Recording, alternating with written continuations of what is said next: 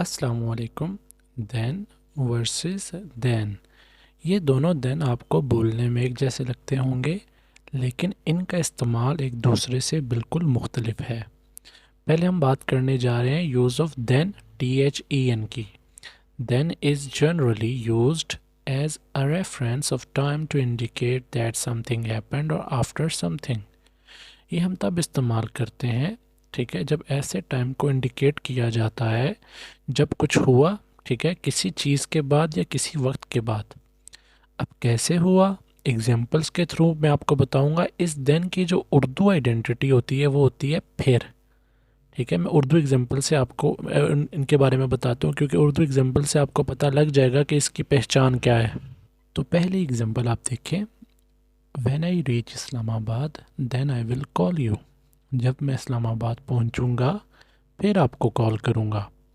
अब यहाँ वो रूल भी है कंडीशन वाला, जब दो जुमले फ्यूचर के हैं तो पहला प्रेजेंट सिंपल में बन गया।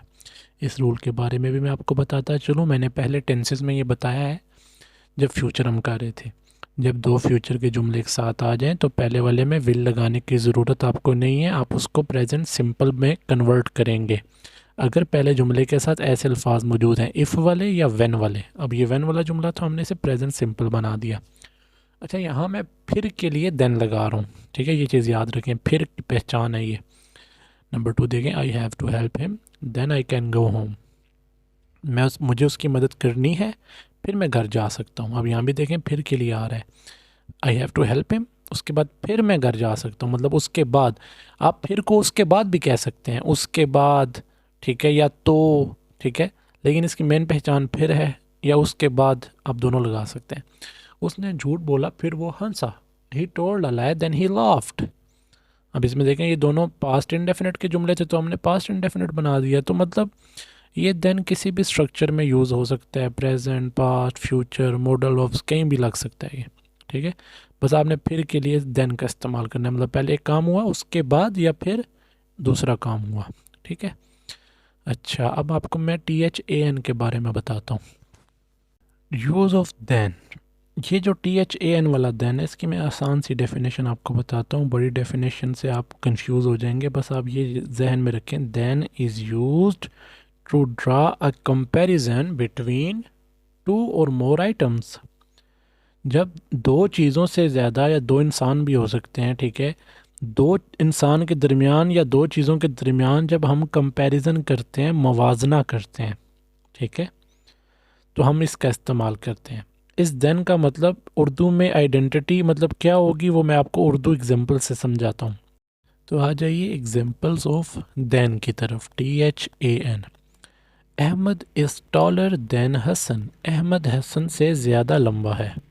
अब आप देख सकते हैं यहाँ मैं अहमद और हसन में कंपैरिजन कर रहा हूँ, मुआजना कर रहा हूँ कि लंबा कौन है।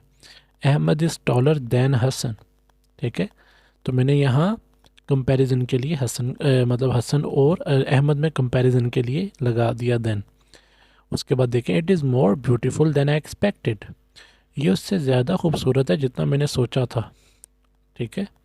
It is more beautiful than I expected, यहाँ भी कंपैरिजन हो रहा है कि भाई जितना मैंने सोचा था उससे भी ज़्यादा ये जो है प्यारा है, खूबसूरत है। This car is faster than my car, ये गाड़ी मेरी गाड़ी से ज़्यादा तेज़ है।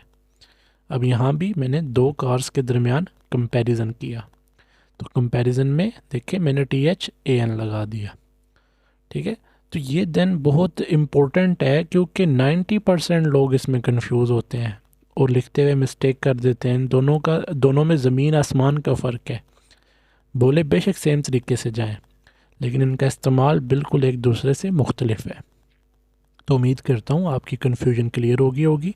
अगर नहीं हुई तो मुझे भी मैसेज करें कमेंट्स में और पूछें अगर कोई कन्फ्यूजन है।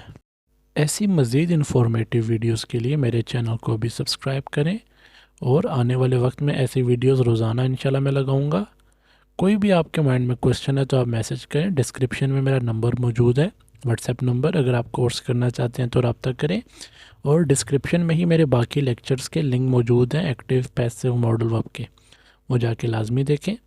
मिलते हैं नेक्स्ट वीडियो में, तब तक के लिए अपना ख्याल रखिएगा। अल्लाह हाफिज़।